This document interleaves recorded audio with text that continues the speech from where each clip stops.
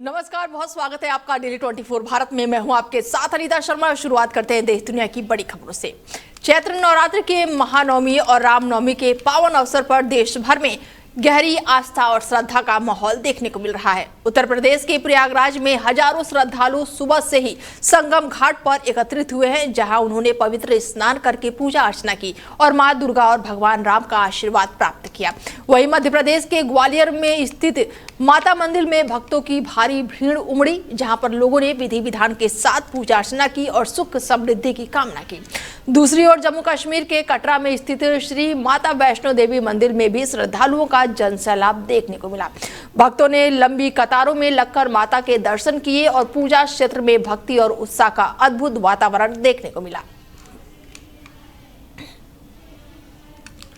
ये तस्वीरें हम आपको दिखा रहे हैं। अयोध्या, कटरा, ग्वालियर, दिल्ली, प्रयागराज और हैदराबाद की ये तस्वीरें हैं कि किस तरह से माता के दर्शन करने के लिए श्रद्धालुओं की भारी भीड़ देखने को मिल रही है। सुबह से ही लोग लाइनों में लगकर माता के दर्शन करने के लिए लंबी लंबी कतारों में लगे हुए हैं। ऐसे में रामनवमी पर देश भर में भक्ति का सैलाब देखने को मिल रहा है। पूरा वातावरण जो है वो भक्ति में हुआ पड़ा है। अयोध्या की बात करें तो हजारों की तादाद में लोग यहाँ पर पहुंचे हुए, श्रद्धालु पहुंचे हुए हैं और रामलला के दर्शन करने के लिए लंबी देखने को मिल रही है। कटरा की बात करें, जम्मू कश्मीर के कटरा की ये तस्वीरें निकलकर सामने आई है कि किस तरह से माता के दर्शन करने के लिए दूर दराज से श्रद्धालु जो है वो माता के दर्शन के लिए पहुंचे हुए हैं। ऐसे में ग्वालियर की तस्वीरें हैं, दिल्ली की तस्वीरें हैं, प्रयागराज की तस्वीरें हैं और हैदराबाद की ये तस्वीरें निकलकर सामने आई है कि किस तरह से सुबह से ही लोग आस्था की डुबकी लगाते हुए माता के दर्शन करने के लिए सुबह से ही भीड़ देखने को मिल रही है। ऐसे में आस्था का सैलाब आज देखने को मिल रहा है।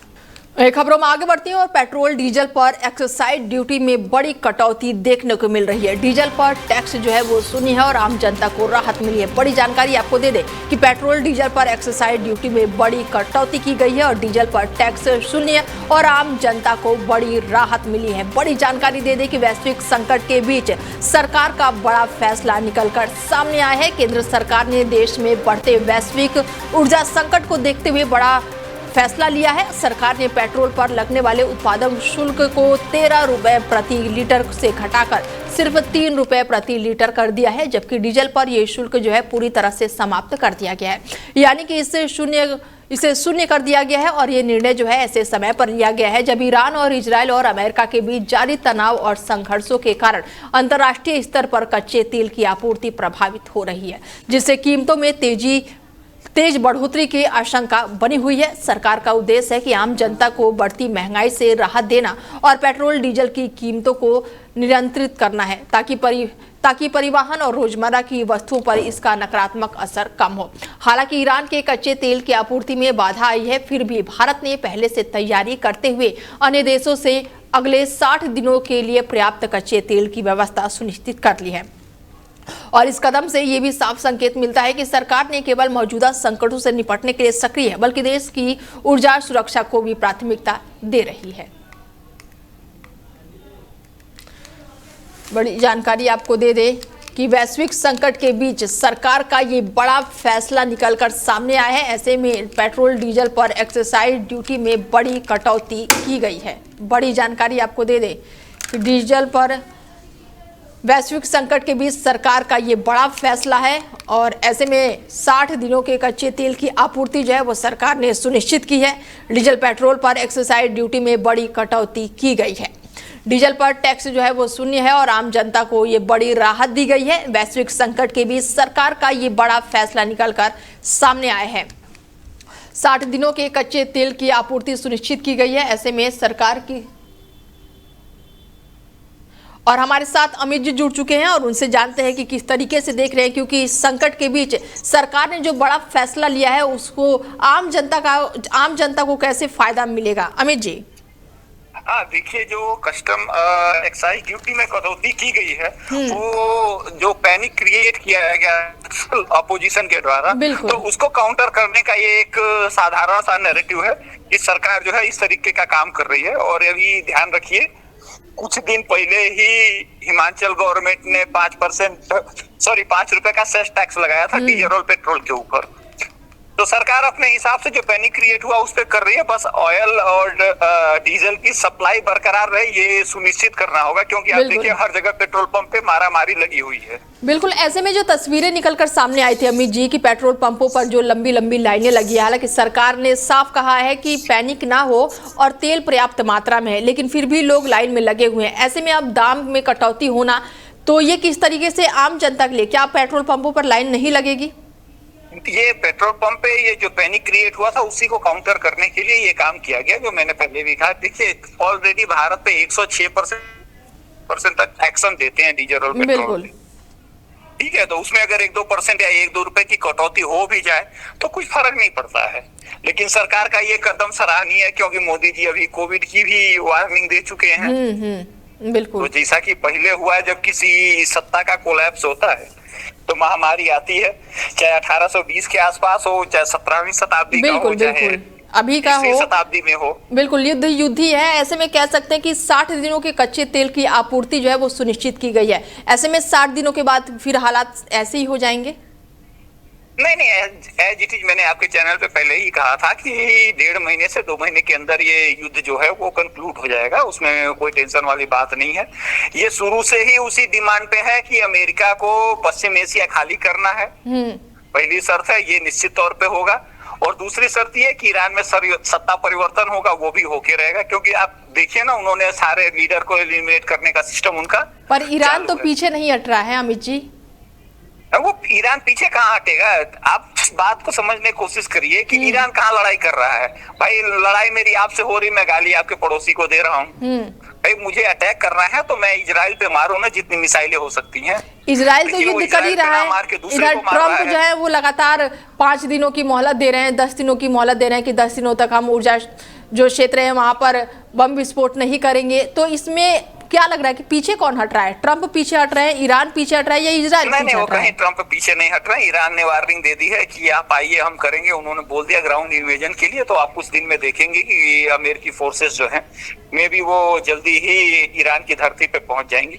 आप एक बात मान के रखिए कि उनकी टॉप लीडरशिप को एलिमिनेट किया जा चुका है और इजराइल भी उसी काम पे लगा हुआ है, ठीक है। तो वो ऐसे ही चलेगा, 1 से 2 हफ्ते के अंदर ये सारा कुछ खत्म हो जाएगा और बाद में एग्रीमेंट हो जाएगा। उन्होंने, आप देखो, उन्होंने 15 रखी है, इन्होंने 6 रखी। ये 6 मांगे वही है जो मैंने पहले से ही कहा है कि यही होना है। एंड ऑफ द डे 2027 से 2030 के बीच रिजल्ट यही आएगा कि ईरान में वहां के राजा की वापसी हो जाएगी और पश्चिम एशिया से जो अमेरिका है अपना बेस खत्म करके चला जाएगा। ये 2 शर्तें हैं, ये निश्चित तौर पे होगी। और परमाणु रिएक्टर का जो प्रोग्राम है वो ईरान अपने आप बंद कर देगा। क्यों? क्योंकि हमें भी तो गारंटी चाहिए। लेकिन भारत सरकार का जो सराहनीय कदम है वो बहुत अच्छा है कि चलिए इस महंगाई के दौर में कुछ हद तक सरकार को रियलाइज हुआ कि भाई डीजल पेट्रोल पे कटौती की जा सकती है, जो अच्छी बात है, जिसका इम्पैक्ट हमें दिखेगा आने वाले दिनों में। लेकिन मुझे नहीं लगता, क्योंकि देखिएगा कुछ दिनों में स्टेट गवर्नमेंट जो है वो कोई ना कोई टैक्स इंक्लूड कर देंगी और फिर डीजल और पेट्रोल के रेट वहीं पहुंच जाएंगे। ठीक है, जुड़ने के लिए अमित जी बहुत शुक्रिया आपका। ओके, धन्यवाद। खबरों में आगे बढ़ते हैं और बड़ी जानकारी आपको दे दे कि कांडला बंदरगाह पर एलपीजी जो है वो पहुंच चुका है और 42,000 मैट्रिक टन जो है वो बड़ी खेप जो है वो पहुंची हुई है। देश की ऊर्जा आपूर्ति को बड़ी राहत मिली है। बड़ी जानकारी आपको दे दें कि गैस की मांग पूरी करने के लिए ये बड़ी मदद मिलेगी। देश की ऊर्जा आपूर्ति को मिला है बड़ा सहारा और गैस की मांग पूरी करने में मदद मिलेगी। गुजरात के कंडोला बंदरगाह पर एलपीजी से भरा विशाल जहाज जो है जंग बसंत सफलतापूर्वक पहुंच गया है, जो देश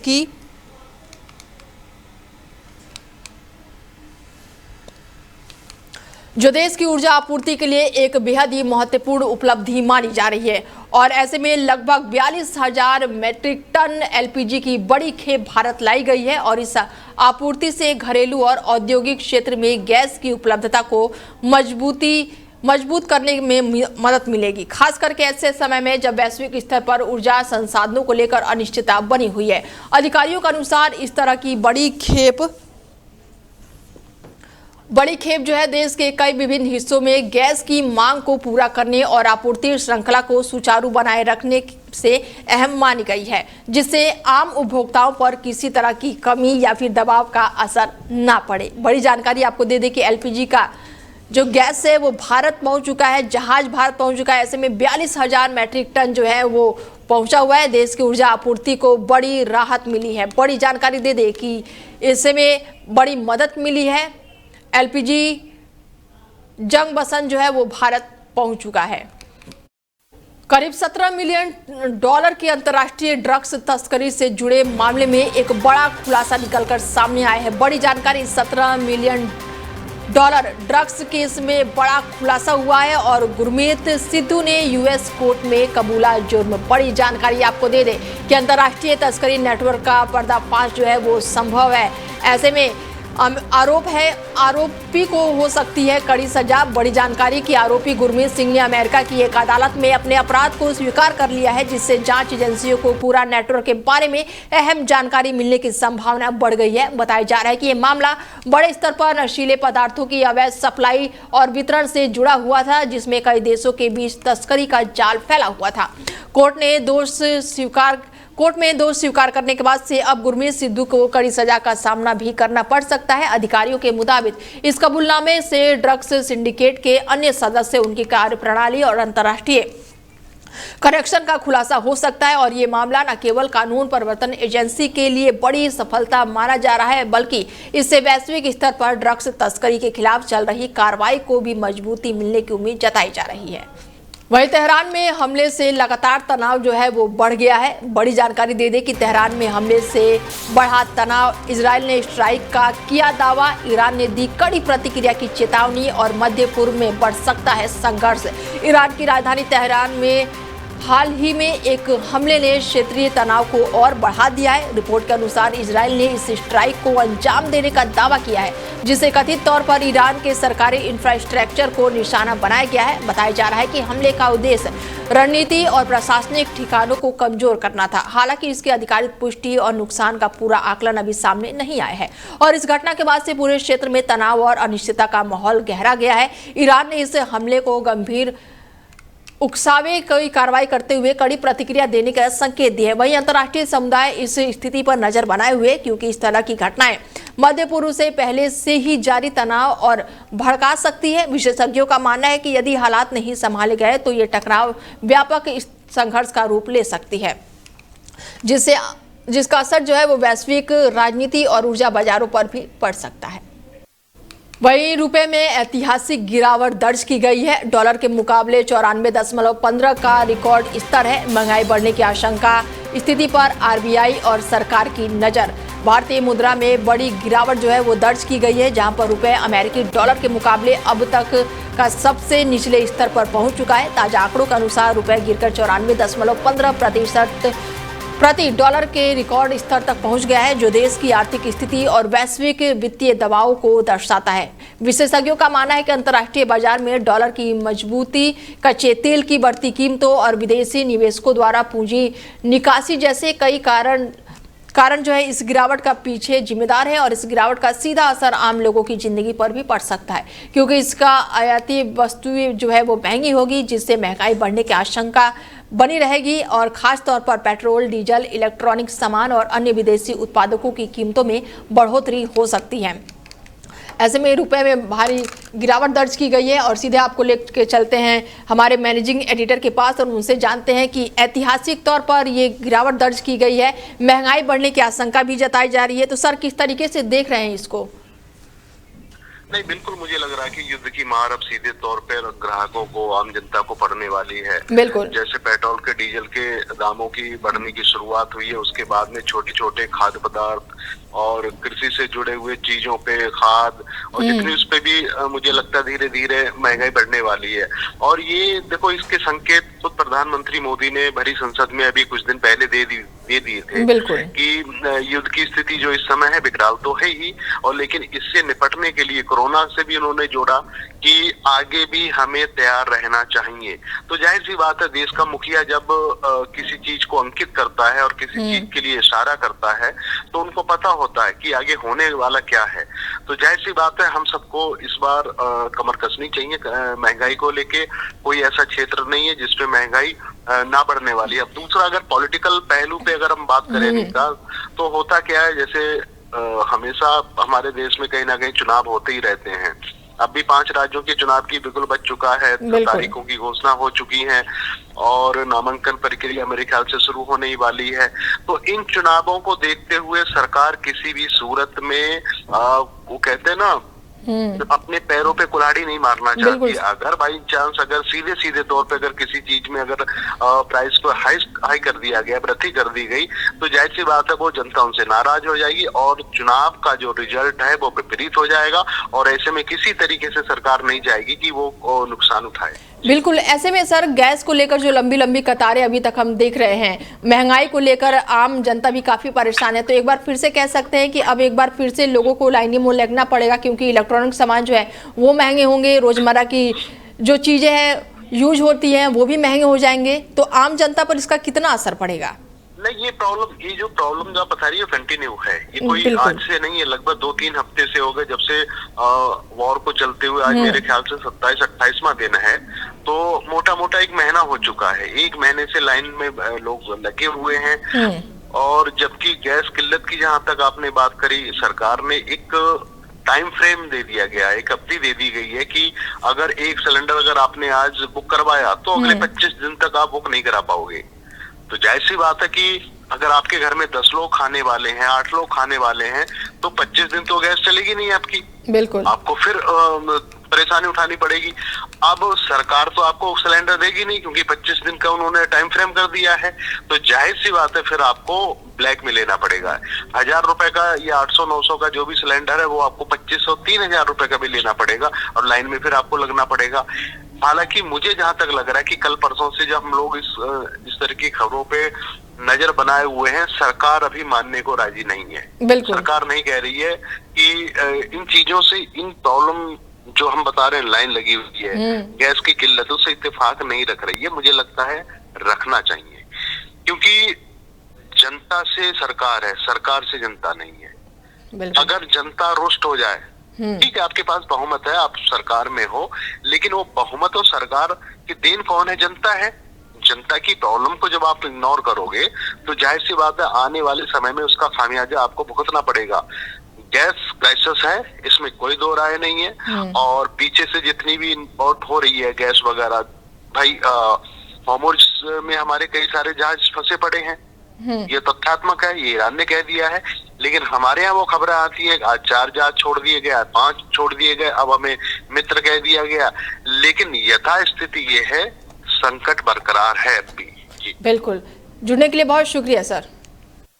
वहीं यूपी के 2 चर्चित आईपीएस अधिकारियों की सगाई जो है सोशल मीडिया पर सुर्खियां बटोर रही हैं। गुरुवार रात को संभल में आयोजित एक भव्य कार्यक्रम में 2018 बैच के आईपीएस कृष्णा कुमार बिश्नोई और 2021 बैच की आईपीएस अंशिका वर्मा ने एक दूसरे को अंगूठी पहनाई। दोनों ने एक दूसरे को गले भी लगाया। सगाई का ये कार्यक्रम बेहद ही निजी रखा गया, लेकिन पूरी तरह से ये वीडियो सोशल मीडिया पर वायरल हो रहा है और इसमें कई बड़े अफसर और दोनों परिवारों के लोग शामिल हुए।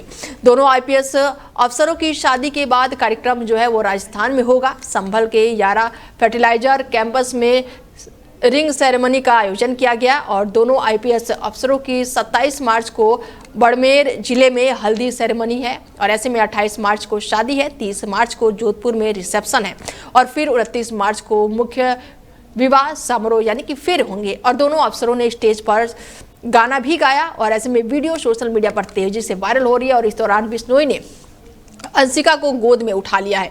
अंशिका ने गोल्डन कलर का लहंगा जबकि बिश्नोई ने ब्लैक कलर का सूट पहने हुए वो नजर आए हैं। कार्यक्रम रात 11 बजे तक चला और दोनों आईपीएस अफसरों की मुलाकात 3 साल पहले हुई थी। तीनों से तभी से इनकी लव स्टोरी जो है वो शुरू हुई और आईपीएस अंशिका वर्मा जो है वो 30 और आईपीएस के बिश्नोई 32 की पहली मुलाकात हुई और 2023 में गोरखपुर में पोस्टिंग के दौरान हुई थी और तब बिश्नोई गोरखपुर के एसपी सिटी थे और यहीं पर अंशिका अंडर ट्रेनिंग आईपीएस अफसर थी और यहीं से दोनों की लव स्टोरी शुरू हुई और इन दोनों की सगाई हो गई है और अब दोनों जल्द ही शादी के बंधन में बंधे जाएंगे। के बिश्नोई यूपी कैडर के 2018 बैच के आईपीएस अफसर हैं और वो राजस्थान के बाड़मेर जिले के रहने वाले हैं। वर्तमान में संभल के एसपी के पद पर तैनात है जबकि अंशिका वर्मा 2021 बैच की आईपीएस अफसर है। फिलहाल वीडियो सोशल मीडिया पर तेजी से वायरल हो रही है। वहीं असदुद्दीन ओवैसी आगामी 2 और 3 अप्रैल को असम का दौरा करने वाले हैं, जिसे लेकर राज्य की राजनीति में हलचल तेज हो गई है और इस दौरान उन्होंने विभिन्न कार्यक्रमों और जनसभाओं में भाग लेने की संभावना जताई है, जहां वो पार्टी के विस्तार और आगामी राजनीतिक रणनीति को लेकर संदेश देंगे। और इसी बीच AIUDF प्रमुख बरुद्दीन अजमल ने बयान दिया है कि AIMIM की मौजूदगी से क्षेत्र में उनकी पार्टी को राजनीतिक रूप से फायदा हो सकता है।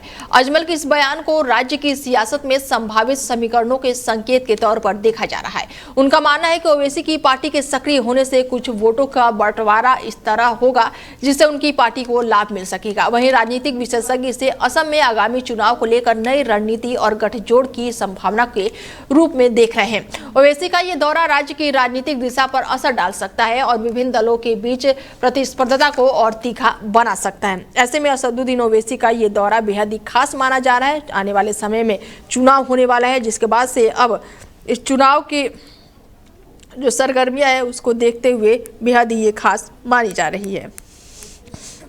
बड़ी जानकारी निकलकर सामने आ रही है, नेपाल से जुड़ी हुई ये जानकारी है, जहां पर नेपाल को मिला नया प्रधानमंत्री।